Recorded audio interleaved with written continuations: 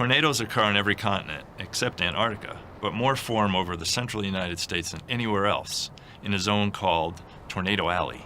That's because conditions in the alley are ideal for creating tornadoes. Warm, humid air, low to the ground, moves north from the Gulf of Mexico and collides with cool, dry air high above the ground rolling in from the Rocky Mountains. The collision of air masses creates a supercell, a massive thunderstorm that has a strong, rotating updraft of air. Scientists aren't exactly sure what happens next, but the leading idea goes like this. The difference in speed between the faster high winds and the slower low winds causes the air in between to rotate around a horizontal axis. If one end of the rolling air gets caught in the updraft, it's bent upward and forms a funnel cloud. Its spin gets tighter and faster, and the cloud gets longer. Rain or hail from the thunderstorm can then push down on the tail of the funnel cloud till it reaches the ground, forming a tornado.